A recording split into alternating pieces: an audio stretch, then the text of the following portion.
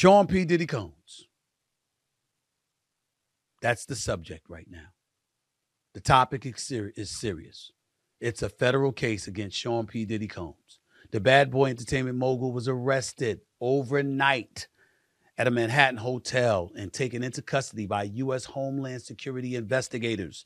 The investigators were acting on a sealed indictment filed by the U.S. District Court for the Southern District of New York. The 14-page indictment, which I have read, which was unsealed today, charges Diddy with sex trafficking and racketeering.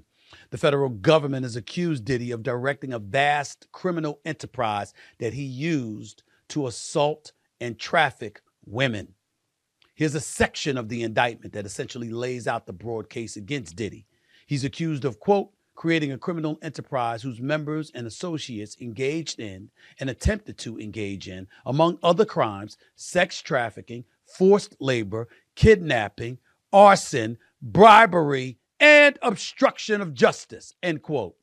The indictment also alleges Diddy used force or threats of force to coerce women to engage with male sex workers. The indictment goes on to say those acts, which were called, quote, freak-offs, end quote, sometimes lasted days and were often recorded.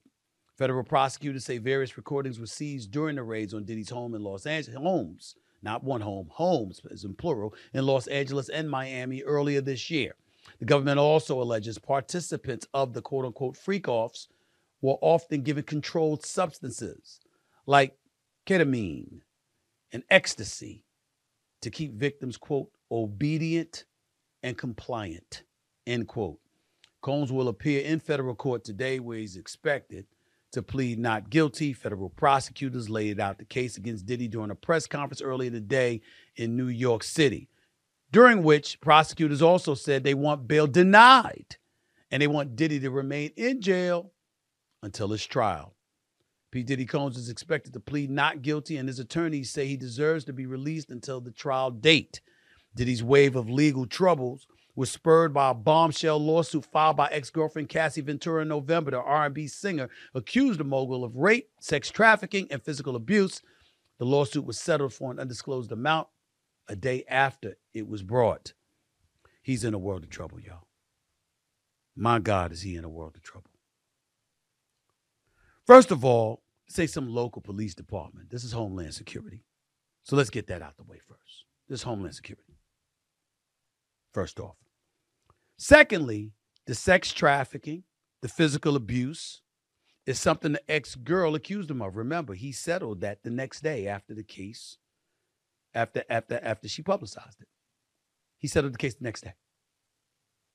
But it was thereafter that the video came out with him running down the hallway, snatching her, throwing her to the ground, kicking her, throwing a vase at her, et cetera, et cetera. Y'all remember that infamous video? He came on and he apologized and he acknowledged that he was in a real bad, effed up place. That's what he said. That's what he said. So you admitted you were messed up. You admitted that your act was egregious. It's the apology. Remember when he gave that quote unquote apologetic video right there? A lot of people weren't buying it because it was shortly removed from him categorically and emphatically denying there was any truth to the allegations that were levied against him. It was only after the video came out that he had to fess up and own up to it. And even then, people didn't believe that his level of contrition was satisfactory. So we all knew this was coming. But when you hear racketeering conspiracy, when you hear sex trafficking by force, when you hear that drugs were used to keep them obedient and compliant, when you hear about the transportation to engage in prostitution, male sex workers, and all of this other stuff, he's in a world of trouble. And I hate to bring up this name, but it is apropos in this particular situation. Remember what Suge Knight said? Y'all remember that? When Suge Knight said he was in a world of trouble? Because Suge Knight said, listen, he knows a lot. And so you're looking at a potential situation where it could arguably mirror that of Jeffrey Epstein. Remember him? August 10th, 2019. Prison guards found, I'm reading right from online, Guards found American financier and convicted sex offender Jeffrey Epstein unresponsive in his jail cell at the Metropolitan Correctional Center in New York City, where he was awaiting trial on sex trafficking charges. Tried to perform CPR, couldn't resuscitate him, pronounced dead at a downtown hospital at 6:39 a.m. What it went on to say in the reports that there were violations because normal jail procedures on the night of Epstein's death wasn't followed. It talked about a malfunction of 2 cameras in front of his cell.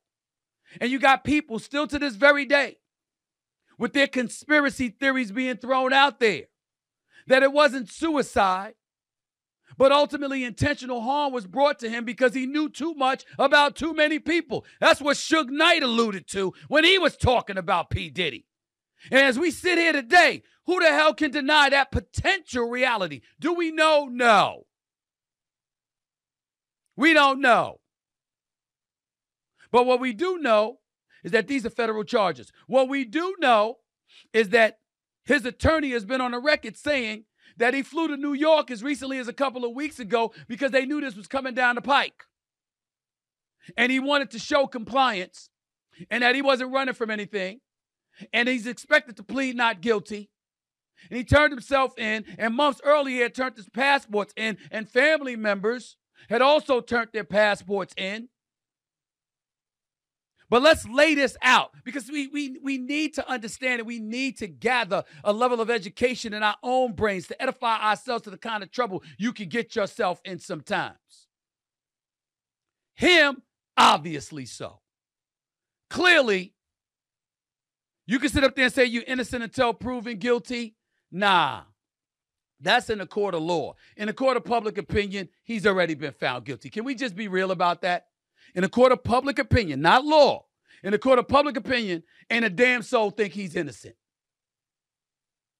I'm not denigrating or castigating the brother, whatever. I met him at a Golden State Warriors game.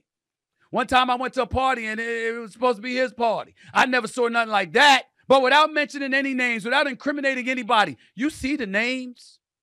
Do you see the people who have befriended him over the years, who have attended his parties, who are considered close to him, who he's been in business with? Have you seen it? Have you seen it? Have you seen it?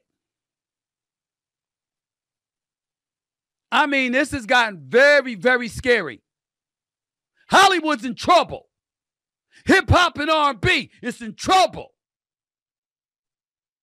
Because the brother's an elite success story, had a lot of friends, had a lot of people vouch, or once upon a time vouched for him, in terms of his brilliance as an artist, a producer rather. Brother knew how to make money. And now here we are.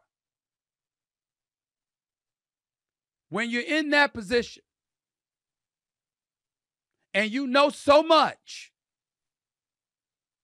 I got news for you. It's gotten very, very scary. If it were just him, it would be sad. It would be very unfortunate. But I use the word scary because I get the impression, to put it kindly, that his life ain't the only life that's going to be affected. That they ain't after him just to get him. You got Homeland Security involved. You got the feds involved. I got news for you. They ain't coming just for him. They coming for a whole bunch of people.